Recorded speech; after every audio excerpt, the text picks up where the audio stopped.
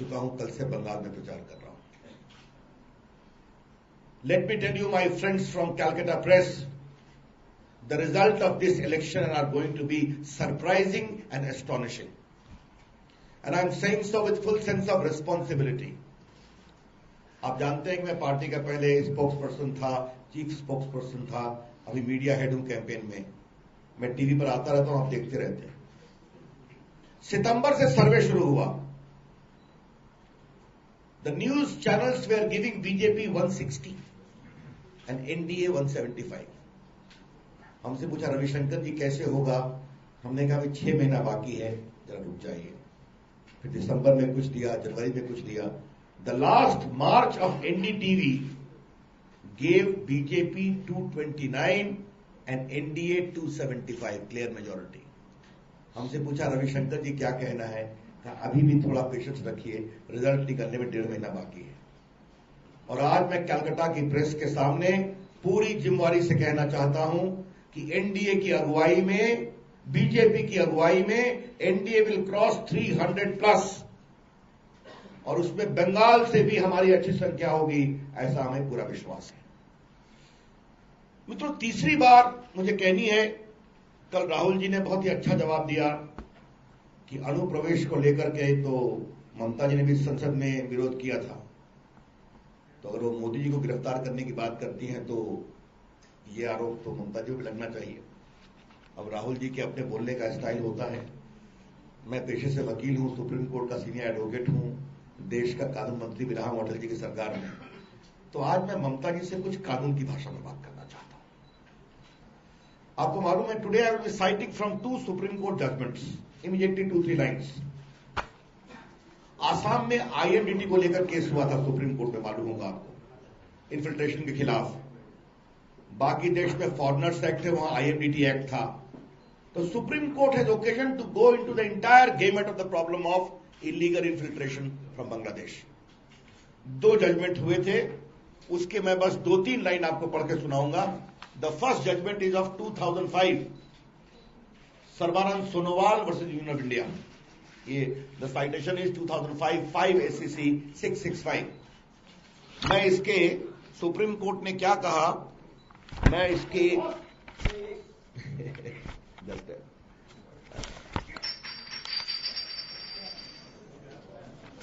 Just give me 2 minutes time.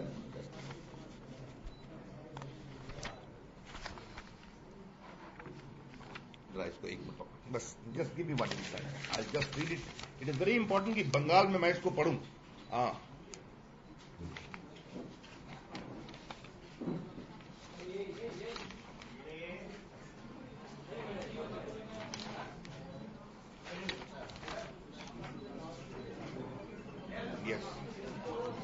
देखिए, मैं पढ़ रहा हूं इसमें क्या सुप्रीम कोर्ट ने कहा, मैं आपके सामने पढ़ता हूं। Thank you.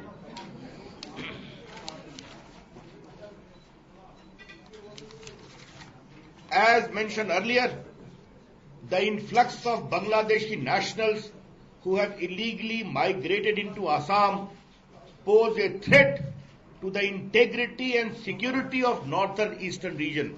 Yes, Supreme Court, their presence has changed the demographic character of that region, and local people of Assam have been reduced to a status of minority in certain districts. जो supreme Court ने असम के बारे में कहा, वो equally applicable है बंगाल के बारे में, कि they pose a threat to the unity and integrity. इसी में एक बार और कही है सुप्रीम कोर्ट ने कि it is akin to an aggression on India. उस शब्द का भी प्रयोग सुप्रीम कोर्ट ने किया। यस, देखिए मैं पढ़ता हूं। As already discussed, the presence of such a large number of illegal migrants from Bangladesh which runs into millions is an fact of aggression on the state of Assam. ये supreme Court की भाषा है। ममता जी, नरेंद्र मोदी को छोड़ दीजिए, राहुल सिन्हा को छोड़ दीजिए। अगर सुप्रीम कोर्ट ने कहा कि illegal immigrant from Bangladesh pose a threat to the security and integrity of Assam, is amounting to aggression on India, तो इसमें क्या अपराध है?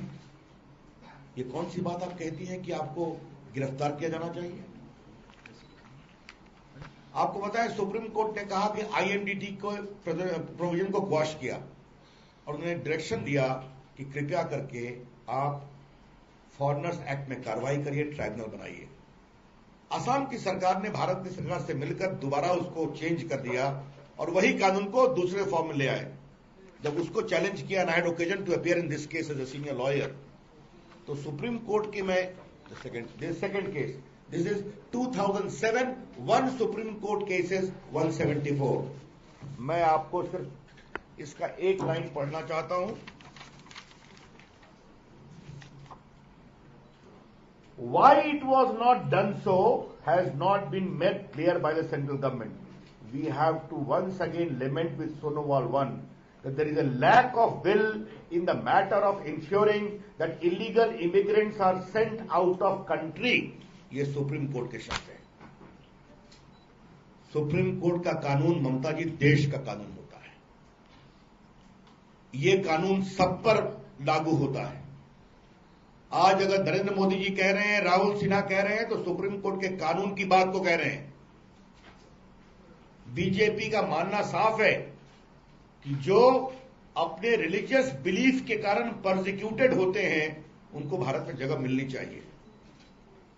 जो अपने धार्मिक आस्थाओं के कारण प्रताड़ित होते हैं उनको मिलनी चाहिए। Those who are persecuted, Hindus, Chakmas, or maybe certain segment of Muslims, because of their religious belief, if they have been persecuted, if they come to India, we are duty bound to give them shelter as a democratic country. लेकिन जो हिंदुस्तान को धर्मशाला समझ के चले आ रहे हैं अंदर, और यहां के नौजवानों का हिस्सा मार रहे हैं, यहां के डेमोग्राफी को चेंज कर रहे हैं, ये बहुत ही गंभीर बात है। इसकी हम भर्त्सना करते हैं। इसलिए ये इश्यू है, ये बीजेपी का कमिटमेंट है, और ये मैं बताना चाहूंगा कि ये कमिटमेंट हमने अपने मैनिफेस्टो में भी कर रखा है। तो कोई नई बात नहीं कही जा रही है नरेंद्र मोदी के द्वारा या राहुल सिन्हा के द्वारा या धर्मेंद्र या सिद्धार्थ सिंह के द्वारा। This is a part of our commitment in the manifesto. मैं उसको भी पढ़ दूंगा।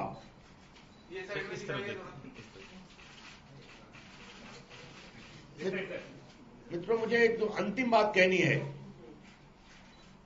कि बीजेपी का जो राइज हुआ है, और मैं नरेंद्र मोदी जी का अभिनंदन करूंगा जिस तरीके से उन्होंने पूरे बंगाल में कैंपेन किया है।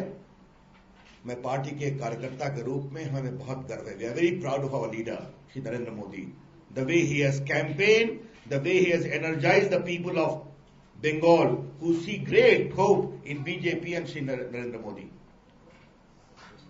जैसे जैसे बीजेपी के प्रति, नरेंद्र मोदी के प्रति आशा बढ़ रही है, वैसे वैसे ममता जी की हताशा बढ़ रही है। जनता की आशा बढ़ती है मोदी जी के प्रति, ममता जी की हताशा बढ़ती है, और वामपंथी भी हताश हो रहे हैं। तो बूथ कैप्चरिंग की बात हो रही है। नरेंद्र मोदी जी ने कहा था, कल अरुण जेटली भी चुनाव आयोग के पास गए थे। आज मैं पार्टी के एक कार्यकर्ता और head of the media campaign और deputy leader of opposition Rajya Sabha, as a former union minister, as a sitting member of parliament, अपने सारे अधिकारों से मैं चुनाव आयोग से बहुत विनम्र आग्रह करूंगा कि आपका सबसे पहला काम है फ्री एंड फेयर पोल कराना। किसने कितना बोला, नहीं बोला, ये भी आप कम करिए। But the foremost duty of the Election Commission is to ensure that elections are free and fair. Bengal का एक एक मतदाता अपने मतदान का प्रयोग ईमानदारी से करे, बिना भय से करे। हमने आग्रह किया था कि सेंट्रल फोर्सेस हर बूथ पे होनी चाहिए। चुनाव आयोग ने हमें आश्वस्त किया है, लेकिन मुझे मालूम है कि सेंट्रल फोर्सेस के डिप्लॉयमेंट में भारी राजनीति होती है। We would expect the Election Commission to ensure that the central forces are available on all the booths, sensitive or otherwise, so that the voters have got assurance. ये चुनाव आयोग की अग्नि परीक्षा है। This is the acid test of the Election Commission. इस बार उत्तर प्रदेश में हुआ, फिरोजाबाद में, यहां के पिछले चुनाव में हुआ, जिसकी चर्चा हमने की है। और ये जो लोग कह रहे हैं कि घबराहट में बीजेपी बोल रही है, घबराहट में नहीं बोल रहे हैं। हम भयंकर बहुमत से देश में सरकार बनाने जा रहे हैं, लेकिन हम चाहते हैं कि बंगाल के लोगों को, पूर्वी उत्तर प्रदेश के लोगों को, जो ईमानदारी से नरेंद्र मोदी में भविष्य की आशा देखते हैं, उनको अपने लोकतांत्रिक अधिकारों का प्रयोग करने का अवसर मिलना चाहिए। That's all friend, these 4 points I have to raise. Now I am open to any questions. One by one, yes, yes. Kindly introduce yourself. Yeah, I'm Mr. from India TV. Yes. कल ममता बनर्जी ने बहुत जल्दी भाषा का प्रयोग किया, कहा कि कमर में रस्सी बांधकर नरेंद्र मोदी को जेल में भेजा जाना चाहिए। इस भाषा पर क्या प्रयोग पर आपकी टिप्पणी चाहूंगा। और दूसरा, एबी वर्धन ने कहा है कि ममता को वो लोग लेफ्ट फ्रंट में, थर्ड फ्रंट में शामिल करने की चाह रहे हैं। देखिए, जहां तक पहला सवाल है, ममता जी सामान्यतः ऐसी भाषा का प्रयोग नहीं करती है, तो वो कितनी हताश है, कितनी घबराई हुई है, कितनी परेशान है कि उनके भाषा का स्तर ये हो गया है। मैं पार्टी का एक कार्यकर्ता हूं और कानून का छात्र भी हूं, तो मैं ममता जी से एक बात कहना चाहूंगा। ममता जी, एक राज्य के मुख्यमंत्री को यह अधिकार नहीं है कि दूसरे राज्य के मुख्यमंत्री को गिरफ्तार करके रस्सा लगाए, और आपको तो यह अधिकार बिल्कुल नहीं है कि 10 दिनों के बाद होने वाले भारत के प्रधानमंत्री में के कमर में आप रस्सा लगाने की बात करें। देश की जनता आप पर हंसेगी। ऐसी बात न कहिए जिससे आपकी खिल्ली उड़े। जहां तक दूसरी बात जो आपने कही है, तो मैं तो यही कह रहा हूं कि पहले थर्ड फ्रंट था, फोर्थ फ्रंट था, फेडरल फ्रंट था, अब फेडरल भी गायब है, थर्ड भी गायब है, फोर्थ भी गायब है, अब कन्वीनियंट फ्रंट बन रहा है मोदी जी को रोकने का। तो ये हमारे जो सीपीआई के नेता हैं, ये उसी का परिचय है। जो दिखाई दे रहे हैं कि आपके चुनाव आयोग ने 8वें चरण का चुनाव होने जा रहा है, तो क्या आप नाराज है? Commission fails to free and fair vote. हम नाराज नहीं, हम दुखित हैं। We are not angry, we are pained. कि जिस इलेक्शन कमीशन के प्रति हमारे दिल में बहुत इज्जत थी, मैं बिहार से आता हूं ना, बिहार में तो पहले हर मतदान के दिन 8-10 लाशें गिरा करती थी, उसको रोका, बूथ कैप्चरिंग को रोका। अभी भी उम्मीद करेंगे महाराजगंज और सारण में रोके, छपरा में, जहां से लालू जी की पत्नी लड़ रही है, राबड़ी जी। लेकिन बंगाल में हो, उत्तर प्रदेश में हो, जबकि हिंदुस्तान के चुनाव पर पूरे दुनिया की नजर है, तो इलेक्शन कमीशन की भी परीक्षा है। इसलिए हम अपील करते हैं इलेक्शन कमीशन से, पीड़ा के साथ। और जब मैं पीड़ा की बात कर रहा हूं, तो मेरे साथ बंगाल के एक एक मतदाता की पीड़ा है। वो फ्री फेयर इलेक्शन चाहते हैं।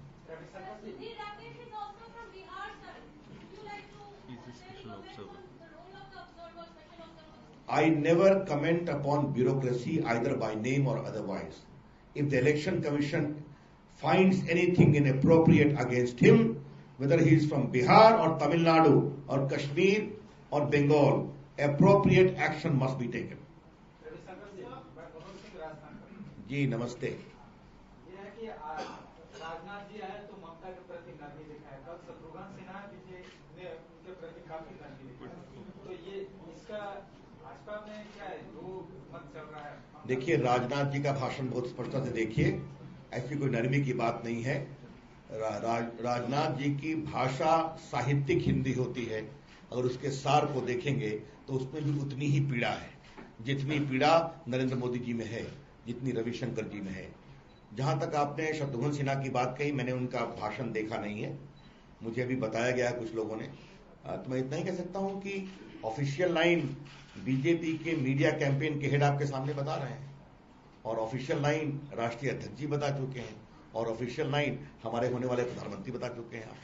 रजनीश सहारा के पीछे ममता बनर्जी ये भी कह रही हैं कि नरेंद्र मोदी अपने आप को पीएम कैंडिडेट बता रही है, जो कि गलत है। कोई भी एमपी जो है वो पीएम हो सकता है। इस तरह से जो प्रोजेक्शन कर रहे हैं वो गलत है, सीधे तौर पे कर रही है। ऐसा है कि अब ये तो उनको कहना है।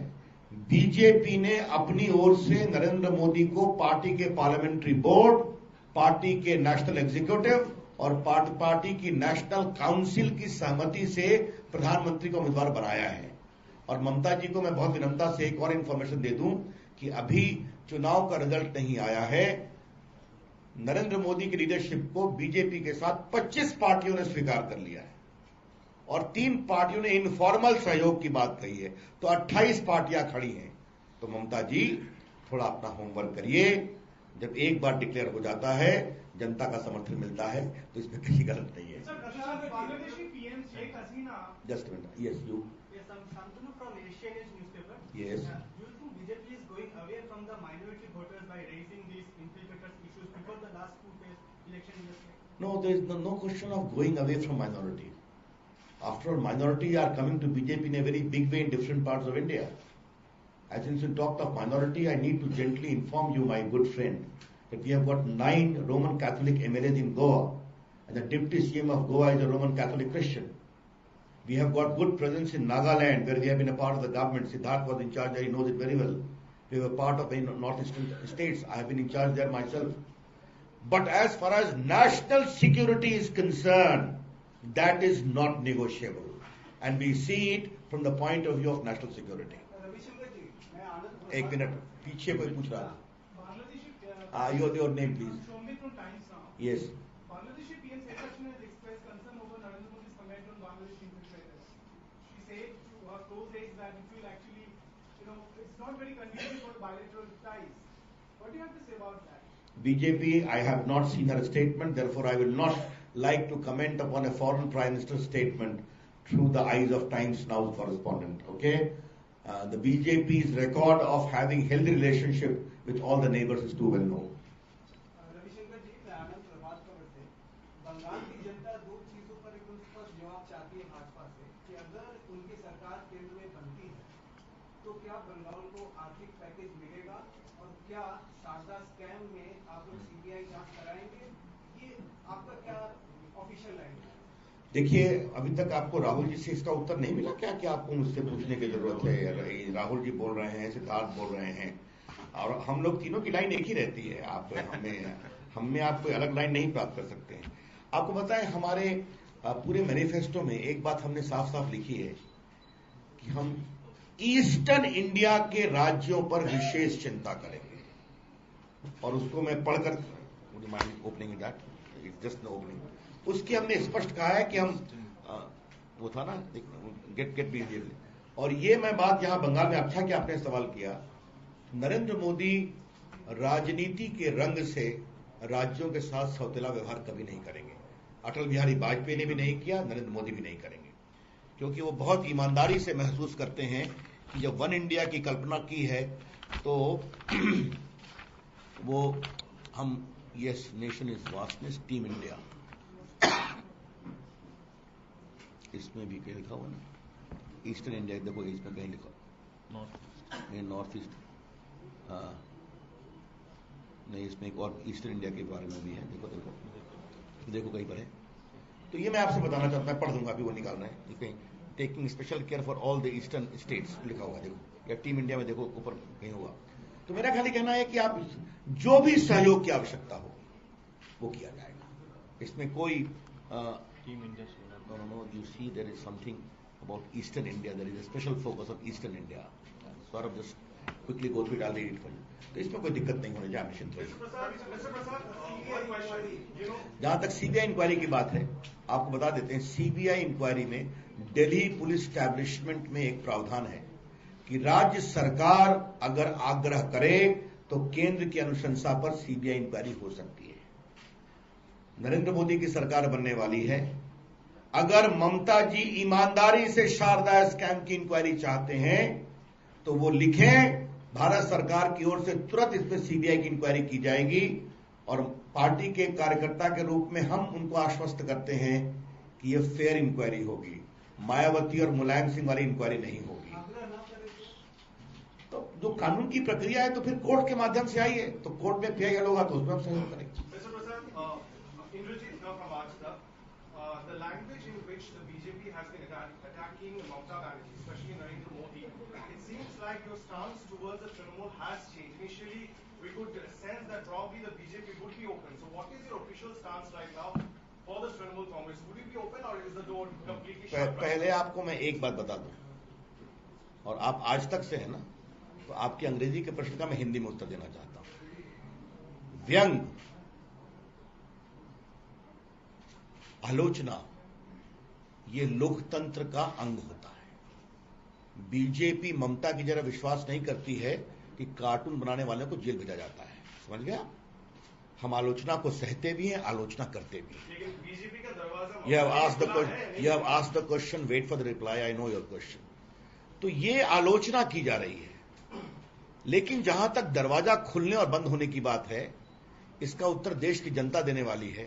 और एनडीए को भाजपा की अगुवाई में पूर्ण बहुमत 300 प्लस मिलने वाला है कि कोई और दरवाजा खोलने की जरूरत नहीं पड़ेगी। ममता बनर्जी का साफ तौर पर कहना है कि हाँ, एक मिनट, just minute. We shall give the highest priority towards bringing the eastern part of the country on par with the western part. To that extent, there shall be special focus and emphasis on the development of the eastern side of India. Special focus, तो उसमें बिहार है, उसमें उड़ीसा है, उसमें बंगाल है, north east का अलग है, ये आपको बताना मनोज पांडे न्यूज एक्सप्रेस से जी। ममता बनर्जी का कहना है कि जो मोदी की जो भी अब सभाएं होने वाली है पश्चिम बंगाल में, उसे रोक लगाया जा रहा है, क्या कहेंगे? अभी तो और भी हताशा है भाई। मैं ममता जी को बहुत विनम्रता से कहूंगा कि शायद राहुल जी और हम लोग का एक और बैकग्राउंड है कि जेपी मूवमेंट के हम लोग सिपाही रहे हैं एंटी इमरजेंसी स्ट्रगल में। इमरजेंसी के बाद भी 77 में इंदिरा गांधी ने यह नहीं कहा था कि जेपी की मीटिंग पर रोक लगाया जाए, जबकि लग गई थी, उनको हार रही थी। तो ममता जी अब ये करेंगे क्या कि मीटिंग होने पर बंद होगा? अगर ये कहना है तब तो मैं मानूंगा कि ममता जी ने हार मान ली। दिया था मोदी जी का हमारा मीटिंग में परमिशन नहीं दिया था, बाद में इलेक्शन कमीशन का दबाव से परमिशन दिया था। और जहां तक आपके वो आपने जो इन्वेस्टिगेशन की बात किया था, तो मोदी जी तो बोल चुके हैं कि शारदा स्कैम का पूरा इन्वेस्टिगेशन किया जाएगा, लेकिन आपने सीबीआई के बारे में सवाल किया तो मैंने उसका उत्तर दिया। हाँ, और टेड का भी बता चुके थे। हाँ, you are asking a second question, बताइए। उत्तर प्रदेश का चुनावी रैली में जो रामचंद्र से सभी जगह के जो कैंपेन हुआ, इसके लिए चुनाव आयोग में कॉम्प्लेन लॉन्च किए गए। कपिल सिब्बल का कहना है कि देश का जो सेक्युलर जो भाव है उसको ये नष्ट किया जा रहा है। कपिल सिब्बल को आप बहुत लेते हैं गंभीरता से क्या? आप ये सवाल रविशंकर प्रसाद से कर रहे हैं जो अयोध्या केस में रामलला के वकील हैं, मालूम है ना, और जीत गए। फैसला हो गया है कि जहां रामलला विराजमान है वही वो स्थान है, हिंदू मानते हैं कि राम का जन्म हुआ। और उसमें यह भी फैसला हुआ है कि बाबरी मस्जिद का अस्तित्व साबित करने में असफल हुए। लेकिन इस चुनाव में राम जन्मभूमि मुद्दा नहीं है, यह हम स्पष्ट कहना चाहते हैं। इस चुनाव का मुद्दा है गुड गवर्नेंस, विकास, रोजगार, असुरक्षा का भाव, महंगाई, ये मुद्दा है। अब वहां पर राम, और जहां तक बात है तो गांधी जी ने भी राम राज्य की बात तो कही थी ना, इसमें कौन सी बड़ी बात है? रोज प्रियंका जी, राहुल जी, सोनिया जी मंदिर जा रहे हैं अपने प्रचार में, उसको दिखाया जा रहा है। वो भगवान को प्रणाम करके टीका लेके आ रहे हैं, नामांकन के पहले हवन करा रहे हैं रायबरेली में और अमेठी में, ये भी दिखाया जा रहा है। इस पर तो कपिल सिब्बल को आपत्ति नहीं है। अगर किसी मीटिंग में प्रभु राम की एक फोटो लगी है उस पर परेशानी है, तो मैं क्या बोलूं? Desperation in the extreme because of imminent defeat. Ravishankar ji, अभी वो जो क्वेश्चन कर रहे थे, हमारे एक रिपोर्टर ने आज बनारस के 80 घाट से एक फोटो भेजा है जहाँ पे अजय राय के फोटो के संग वहाँ पे काशी विश्वनाथ का मंदिर है। जो फोटो सर मेरे पास अभी थे। अब मैं वो सब मैं फोटो पर रिएक्शन नहीं करता। अब बाकी हमारे काशी में अच्छे प्रवक्ता हैं, उसका उत्तर देंगे। हाँ रविशंकर जी, तो आप राम जन्मभूमि की तामीर करेंगे अगर आप इलेक्शन में जीतते हैं तो? मैंने पहले ही कहा कि वो चुनावी मुद्दा नहीं है। अब लोगों की अपेक्षा है और हमारे मैनिफेस्टो में साफ लिखा हुआ है कि संवैधानिक प्रक्रिया और कानूनी प्रक्रिया के अनुसार इसका रास्ता निकालेंगे, बातचीत करके रास्ता निकालेंगे। बट लेकिन ये आप स्पष्ट लिखें, ये हमारा चुनावी मुद्दा नहीं है। जी,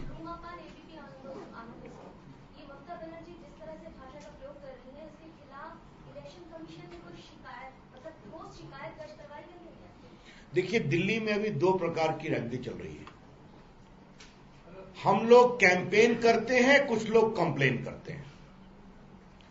और कांग्रेस पार्टी की हालत अभी उस बच्चे की तरह हो गई है जिसका काम है सुबह से शाम तक शिकायत करते रहना। हम कैंपेन कर रहे हैं, देखिए मोदी जी फिर आ रहे हैं, राहुल जी ने बताया है, हमें कैंपेन करने दीजिए। और हमें पूरा विश्वास है किसका कैंपेन सही है और किसका कंप्लेन सही है, किसकी भाषा सही है, किसका आचरण सही है, इन सबों का निर्णय देश की जनता स्वयं करेगी। Thank you.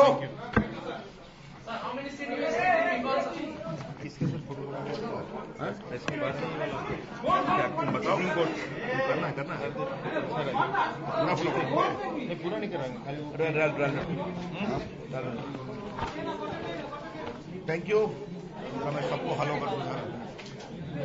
আচ্ছা একটু জানিয়ে দিই, কালকে 4টের সময় রিভিউ হবে, চিঠি যাবে। ইলেকশনের প্রক্রিয়া কালকে 4টের সময়। वो वाला पेज पड़ा था, हमको अपने हाथ में तो रहा क्या बोला था